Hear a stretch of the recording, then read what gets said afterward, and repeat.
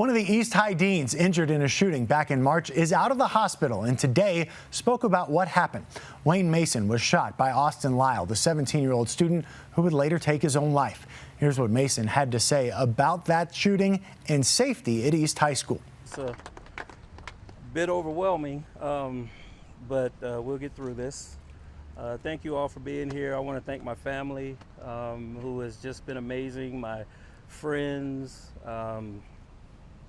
my church, the staff at East High School, and especially the students. The students are what kept me getting up at whatever hour of the morning, getting to school at 5:45 to just make sure that everything was ready for them to come on in and bother me that whole day. I'm very grateful to be here. Just want to correct my sister. God loves everybody. He does. So that is my testimony. I am a child of God. I love God. I start my day off every morning praying and reading my Bible and getting that. That's how my day starts. And that gives me strength to make it through that day. I have a few things that I want to say today. Yesterday, my pastor preached a sermon called Better Than Before. And I thought that was appropriate. Better than before. And that's what we're here for right now, is we want to make sure that things are better than they were before. And the only way we can do that is that we have to come together as a community. One of the things he said in his sermon was, "Father, forgive them, for they know not what they do."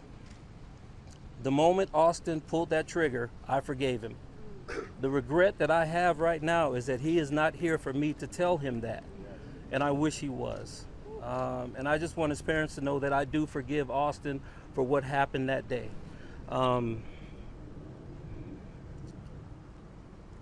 There have been a lot of rumors going around that I have said certain things that I haven't. This is my first statement to anybody other than family and friends about what happened that day, and I will discuss what happened that day. But there was a rumor that I was speaking to the superintendent, and I told the superintendent and the chief human resources officer that I was in good spirits and ready to go back to work. I have spoken to the superintendent one time, and that was the day that I got shot. He came into the hospital. After that, I haven't heard from the superintendent. I have had 3 contacts with people who are in authority over me. From the administration office, Principal Walker has called me once. Other than that, I haven't had any contact with anybody in those positions. The school staff has reached out to me. The students have reached out to me, and I am very appreciative of that.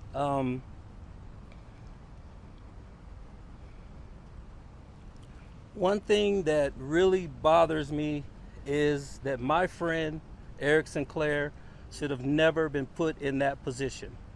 And I will explain my side of what happened, and hopefully one day Eric can explain to you his side of what happened. But one thing that happened prior to Eric and I being shot was another student saw Austin in class with a firearm, reported it to staff.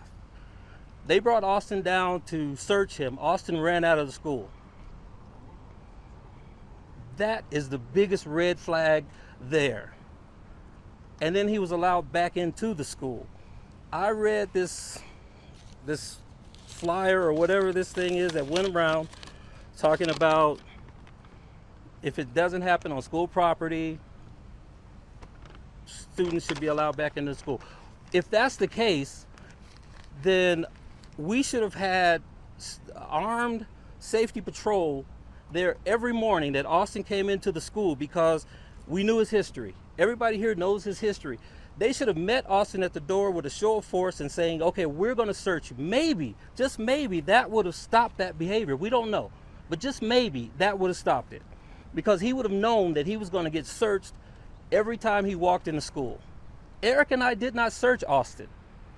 That morning, Austin walked into the school. I was at the front desk. Austin came in. He asked for one of our assistant principals, the AP. I called the AP on the radio.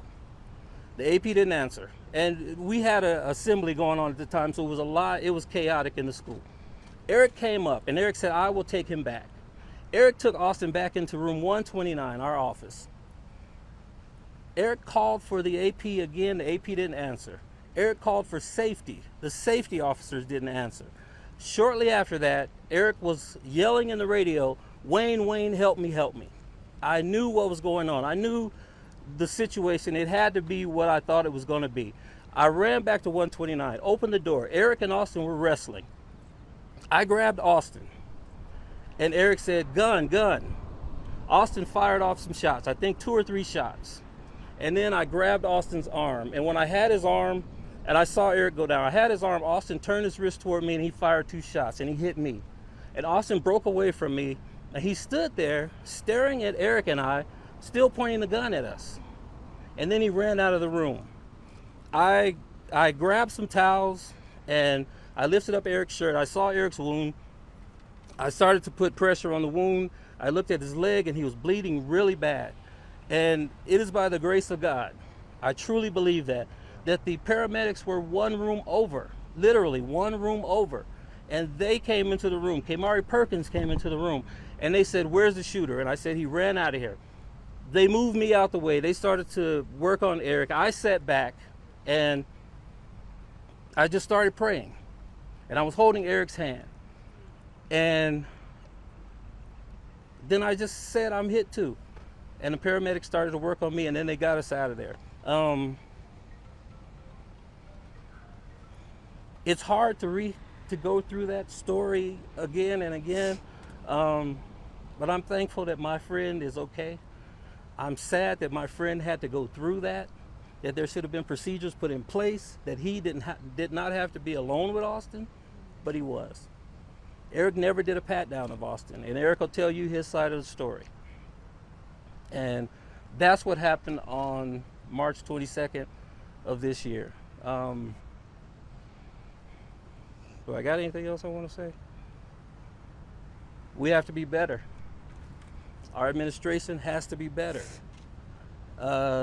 This safety plan that they are pushing for a response from the community, from the schools, what if the safety plan recommends metal detectors? Do we talk about a budget then? What if they recommend that we have SROs in the school? These are things that could prevent school violence. I believe, as a victim of school violence, I believe that there were things that we left on the table that should have been taken care of, but weren't.